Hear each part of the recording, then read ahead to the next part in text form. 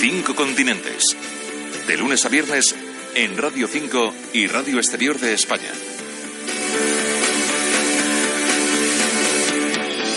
Abrimos ahora en esta edición de 24 horas recorriendo los 5 continentes nuestro espacio dedicado a Europa, la Unión Europea, aunque en este caso concreto vamos a hablar de un país que no pertenece a la Unión, sino que aspira a serlo.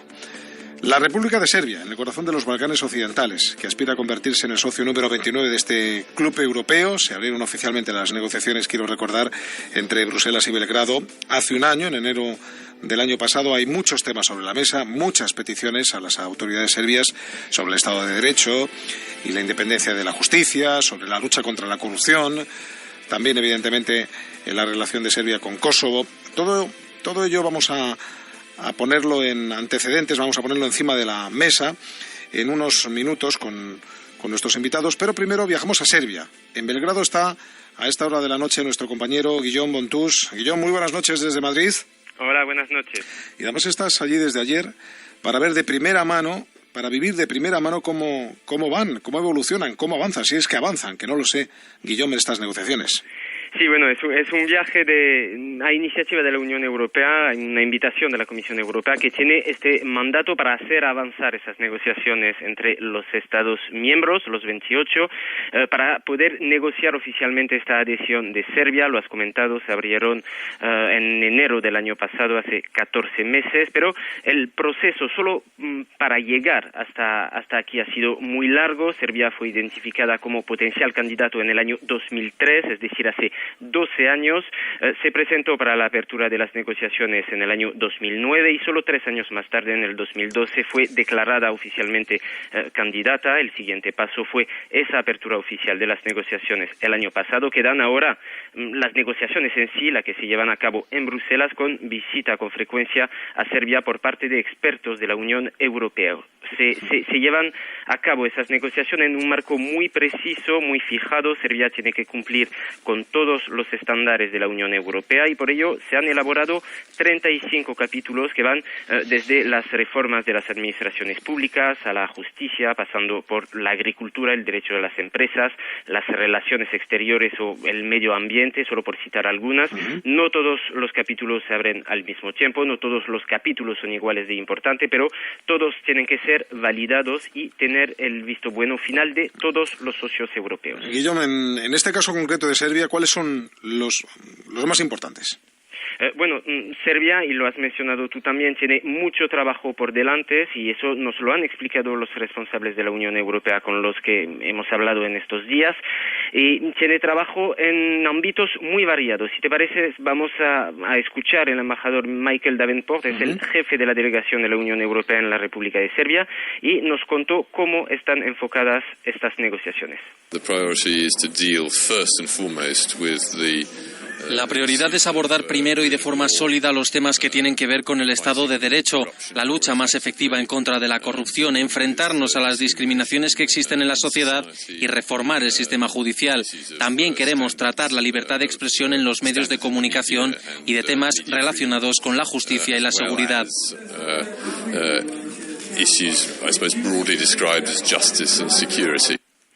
Justicia, Estado de Derecho, lucha contra la corrupción son prioridades para este Estado balcánico cuya historia reciente ha sido muy complicada, con, recordemos, varias guerras en la década de los 90. De hecho, se pueden observar todavía huellas de los bombardeos de Belgrado en el año 99 por parte de la OTAN, con varios inmuebles que siguen dañados en el centro de la capital y en los alrededores de la ciudad. Serbia y el régimen de Milosevic fueron considerados en aquel momento como villanos en Europa. Ahora los responsables políticos serbios quieren que su país pertenezca al club europeo y para ello accedieron incluso a poner la normalización de sus relaciones con Kosovo por encima de la mesa de la negociación. Eso nos lo explicó el embajador europeo Michael Davenport. La Unión Europea fue clara en lo que espera de los gobiernos de Belgrado y de Prístina. Quiere una normalización de las relaciones. Las recomendaciones del Consejo Europeo van en este sentido. En el acuerdo que firmaron Belgrado y Prístina en el año 2013, ambos se comprometieron también a no perjudicar al otro en su camino hacia la Unión Europea. Los representantes políticos serbios que conocimos en este viaje reconocen que esta normalización de las relaciones con Kosovo no es del agrado de una mayoría de los ciudadanos serbios, pero que están dispuestos a avanzar en este sentido para entrar finalmente en la Unión Europea. Uh-huh. Bueno, a partir de ahí, Guillaume, ¿qué piensan estos ciudadanos serbios de una adhesión a la Unión Europea? ¿Has podido hablar con alguno de ellos? Entiendo que sí, ¿no? Sí, Miguel Ángel, pude hacerlo a lo largo de estos días, conversar con algunos serbios, precisamente con uno de ellos, con Milisav Ivanovic, hablé de este tema de Kosovo. Milisav es manager en una empresa de tecnologías y no ve con muy buenos ojos el acercamiento a la Unión Europea por precisamente este tema kosovar. Soy un poco escéptico en relación con la Unión Europea porque me parece que pone demasiadas condiciones a Serbia. Primero, la Unión Europea nos pide aceptar que Kosovo sea un país independiente. Para muchos en Serbia esto es inaceptable. Ese es el tema tal vez más controvertido de estas negociaciones. En otros ámbitos están los beneficios económicos que podrían traer la Unión Europea. Todos los responsables políticos serbios nos lo repitieron. Una adhesión a la Unión Europea significa una mejoría económica importante para el país por la libre circulación de mercancía, por las inversiones europeas en Serbia, que es un país, recordemos, de 7,5 millones de habitantes si no contamos a Kosovo, y cuyo principal socio comercial es la Unión Europea, pero en las calles de Belgrado, en las calles de la capital, no se mira este acercamiento a Europa con el mismo entusiasmo. Ivan Jankovic, por ejemplo, tiene 39 años y es dueño de una tienda de cerrajería. No espero ningún tipo de cambio espectacular. Intento no perder tiempo con esto porque tiene que ver sobre todo con la política. Pero cuando miro a mi alrededor, no creo que hará cambios espectaculares. Tal vez nos irán las cosas un poco mejor. Tal vez cambiará la percepción que se tiene de nosotros en los Balcanes. Este escepticismo, Miguel Ángel, tiene que ver no solo con lo que puede ofrecer la Unión Europea, sino también con los propios serbios que, según Marja Macic, otra de las entrevistadas con la que pudimos hablar, una joven que trabaja en el sector de la industria, pues estos serbios no están listos, según ella, para entrar en Europa. Creo que los serbios no están preparados para vivir en un país bien regulado. Por un lado, necesitamos un sistema que funcione bien, que esté bien regulado, pero por otro lado, no nos gusta que todo esté excesivamente regulado. En diciembre del año pasado, en 2014, un 45% de los serbios apoyaban a la entrada en la Unión Europea, según un sondeo encargado por el propio gobierno. El mismo sondeo daba un 73% de apoyo a finales del 2009, hace 5 años. Este escepticismo creciente pues contrasta con el entusiasmo de los responsables políticos serbios, pero hay que entender que las cosas cambiaron mucho en los últimos años con la crisis económica que afectó a Serbia y a la Unión Europea, y lo reconoce Marja Bobic, es la secretaria general del Movimiento Europeo, es una organización no gubernamental que milita precisamente por la entrada de Serbia en la Unión.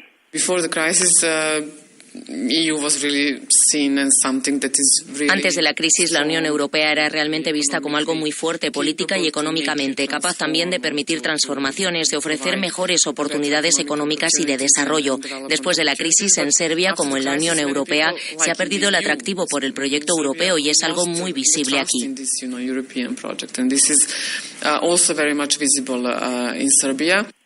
A pesar de ello, Marja pide a los ciudadanos serbios defender esa adhesión a la Unión Europea porque, sin creer en los milagros, considera que sería un paso importante para mejorar la situación general del país. La integración a la Unión Europea es realmente un instrumento para hacer todas las cosas que tenemos que hacer si queremos tener una democracia desarrollada y estable, si queremos un respeto total de los derechos humanos e individuales. En cualquier caso, el camino de Serbia hacia la Unión Europea se antoja largo. Las previsiones del gobierno de Belgrado es una entrada en el año 2020, dentro de 5 años, y es un dato optimista, según nos han comentado aquí funcionarios europeos e incluso responsables políticos serbios. Dentro de la Unión tampoco hay prisa por acoger a nuevos socios, lo advirtió el presidente de la Comisión Europea al inicio de su mandato. No habrá ampliación de aquí al 2019, dijo Jean-Claude Juncker. Y un último apunte, Miguel Ángel, muy presente aquí en la conversación. Rusia es históricamente un país amigo de Serbia, también es un socio comercial, tiene muy buena prensa aquí entre los ciudadanos del país y se sigue con atención en Belgrado y en el resto de Serbia esas tensiones entre europeos y rusos en la crisis de Ucrania. Guillaume Bontus es nuestro enviado especial a Belgrado, la capital de la República Serbia. Guillaume, buenas noches desde Madrid. Buenas noches, hasta luego. Hasta luego. En 5 continentes seguimos hablando de Serbia y de sus aspiraciones a convertirse, ya han oído, en miembro número 29 de la Unión Europea, y para ello contamos con la ayuda de Alexander Vuksanovic. Él es un serbio afincado en Madrid durante mucho tiempo, muchos años. Alexander, muy buenas noches. Hola, buenas noches. Hasta hace nada él editaba semanarioserbio.com durante los últimos 11 años. Es coautor de 2 libros sobre su país, autor de un documental muy reciente, A un solo disparo, en el que se recrea históricamente esos 100 años del inicio de la Primera Guerra Mundial. Y también contamos con la ayuda de Miguel Rodríguez Andreu. Él es periodista español, él reside en Belgrado también, director de la revista Balcania. Miguel, tocayo, muy buenas noches. Muy buenas noches, tocayo. Os pregunto a los dos, no sé quién puede o quién pretende o quiere arrancar primero. A los dos, porque los dos conocéis bien el país. ¿Cuáles son las posibilidades reales, y digo reales, de que Serbia se convierta en el socio número 29 de la Unión Europea, sobre todo en ese horizonte, bueno, pues prácticamente inmediato, año 2020? Empiezas tú, Miguel, por ejemplo. Vale. Venga.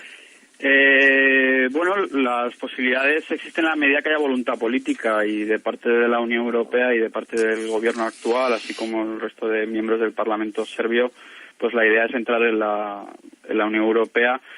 Las opiniones más optimistas, como has dicho, pues son hacia el 2020.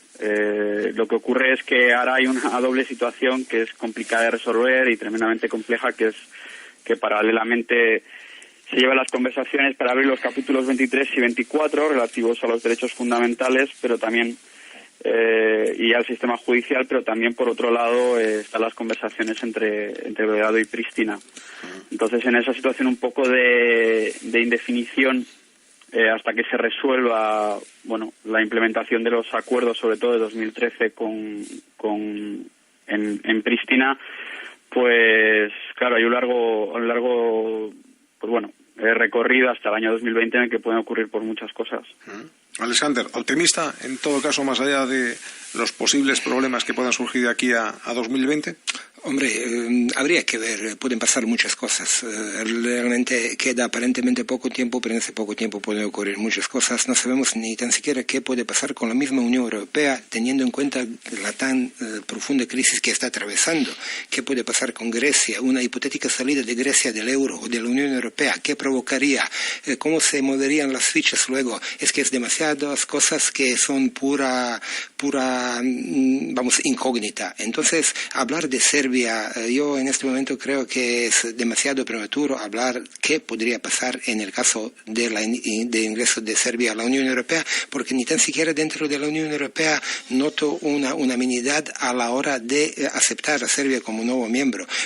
Se han mencionado artículos 23 y 24 que abrirán las negociaciones este año, pero no hay que olvidar que el país más potente y más importante de la Unión Europea, nos guste o no, que es Alemania, insiste que negociaciones con Serbia empiezan por el capítulo 35, que directamente exige el reconocimiento de Kosovo. ¿Entiende? Entonces, ¿qué vamos a hacer? Yo soy partidario de este camino, porque, hombre, el que manda hay que obedecerle, y cuanto mejor le obedeces, pues menos problemas vas a tener. Si Alemania quiere esto, yo lo haría así. Y vamos de una vez por todas a resolver este problema. Sí, oficialmente y formalmente reconocemos el Kosovo. Después de esta decisión va a ser todo diferente. Y luego están esas reclamadísimas reformas de la administración o de la justicia o de la agricultura o el derecho de las empresas. ¿En qué punto se encuentran todas estas reformas? ¿Qué datos tienes al respecto, Miguel? Bueno, se han iniciado como varios procesos, ¿no? Uno, por ejemplo, ha sido el proceso de privatización de 500 empresas que todavía están, pues bueno, por concurrir, ¿no? Los interesados. Hace poco, por ejemplo, Serbia pues ha cerrado el acuerdo de un crédito de 1.000 millones por parte del Fondo Monetario Internacional Bueno, hay que realizar reformas, ¿no?, a muchos niveles, por ejemplo en el sector público. Serbia, una situación complicada, ¿no?, a nivel interno, porque tiene prácticamente un mismo número de trabajadores que de jubilados. Es decir, es una situación como muy difícil para el gobierno actual. Tiene mayoría absoluta para poder hacer todas estas reformas, pero los especialistas en general sostienen que los efectos de estas reformas, ¿no?, que en parte también están basadas en la atracción, ¿no?, de inversión extranjera, solamente se producirán hasta el año 2017. O sea que sí que se augura un proceso de reformas que hará, bueno, pues bastante daño, ¿no?, a nivel de la sociedad civil. Como periodista que eres, te pregunto por la situación de la libertad de expresión, te pregunto por las discriminaciones, posibles discriminaciones que puedan existir en la sociedad. ¿Lo aprecias, lo vives o las informaciones que nos llegan aquí no son del todo exactas? Sí, hay un ambiente en general que está relacionado con la transición, que ha sido muy difícil, ¿no?, muy complicada, desde las sanciones de los años 90, la restricción de visados, es decir, y todo eso ha generado un contexto de fuerte apatía política, ¿no?, de mucho conformismo, que unido a las circunstancias económicas tan difíciles, pues hace que no haya una reacción, ¿no?, de lucha general por las libertades en relación a lo que comentabas. Pero sí que los especialistas, pues por ejemplo el indicador World Press Freedom, en su análisis del estado de los medios en Serbia, dice que ha pasado de estar en el puesto 67, que estaba en el año 2013, a estar en el puesto 54. Bueno, hay muchos factores que lo explican. Es decir, no solamente hay las acusaciones, ¿no?, contra el gobierno por parte de asociaciones internacionales o de periodistas locales que cuestionan, pues, la opacidad o el acceso a información, sino también, pues, la situación económica difícil que viven los periodistas con salarios muy bajos, vinculados a, pues, medios de comunicación que apoyan al gobierno. Es decir, sí que hay un ambiente en general, pues, poco plural en lo que se refiere al análisis de la situación política del país. El señor Vuksanovic mencionaba antes Kosovo, en parte la madre del cordero de esta situación. La Unión exige, digo esto porque la Unión exige efectivamente la normalización de las relaciones a la que ambos se han comprometido. ¿Realmente, Alexander, a su entender y por lo que percibe, existe una voluntad sincera, y digo sincera, de solucionar la cuestión? Habló de Belgrado, lógicamente. Hombre, yo creo que Belgrado ya, sobre todo después de la caída de Slobodan Milošević, sucesivos gobiernos han mostrado muchas veces muestras claras de intentos de aproximación a la Unión Europea. Uno de estos momentos tenemos ahora con el Kosovo. Creo que el gobierno actual, todo lo que ha hecho hasta ahora, bajo mi punto de vista, ya es demasiado. ¿Por qué? Porque una negociación donde siempre uno pone algo de su parte y no recibe nada, pues se llama de otra manera. No se puede llamar la negociación ni tampoco proceso político. Pero, bueno, tengo que aprovechar esta ocasión de volver a algo lo que ha mencionado tanto Miguel como el embajador Davenport, hablando de la libertad de los medios de comunicación. Yo me atrevería a decir que lo que dijo el embajador Davenport fue demasiado tibio. Situación real, como lo perciben los ciudadanos serbios y yo entre ellos, es mucho más, me atrevería a decir, dramática, porque libertad en los medios ahora mismo, en el momento actual en Serbia, es muy inferior a cualquier otro país europeo. Y esto es para cualquier ciudadano normal completamente inaceptable. Ahora, ¿qué es lo que ocurre? Unión Europea, como tiene otros intereses mucho más allá de la libertad de prensa en Serbia, simplemente lo ignora un poco. Pero el ciudadano serbio dice, pero si esta Unión Europea tanto vela por mi bienestar y por mi mejor futuro, ¿por qué no insiste ahora ante mi gobierno que liberalice un poco esta situación mediática? Y esto es, por ejemplo, uno de los momentos que podrían ser buen ejemplo. Serbios no son antieuropeos. No, lo que pasa es que serbios nunca, digo nunca, o mejor dicho, casi nunca han recibido contrapartida alguna de la Unión Europea. Todos son exigencias. Serbia cumple, cuando cumple se exige más, cuando cumple esto más se exige más. Y así es un camino sin fin. Pero el ciudadano serbio de a pie no aprecia que algo le haya sido devuelto de la Unión Europea. Quizá por eso, y como nos contaba antes desde Belgrado el compañero Guillaume Bontus, quizá por eso en los últimos años, Alexander, ha crecido ese grado de escepticismo entre los serbios respecto a las necesidades o conveniencias de unirse al Club de los 28. Es que es también muy simple. Serbia pertenece a Europa. Pertenece a Europa geográficamente, pertenece a Europa históricamente, culturalmente, socialmente. Vamos, hay muchos serbios que son súper conocidos en todo el mundo, empezando por Nikola Tesla, Ivo Andrić, o Vlade Divac, o Emir Kusturica, o yo qué sé, no voy a mencionar todos. Luego tenemos muchos serbios que viven fuera de Serbia, son centenares de miles o millones que viven en el mundo occidental. Todos ellos muy bien integrados, gente que entiende cómo funciona el mundo, se acopla y funciona. Entonces, en el momento cuando aparece esta dimensión política, cuando políticos tienen que decir si Serbia es Europa o no, es cuando empiezan los problemas. Para mí, Serbia es Europa.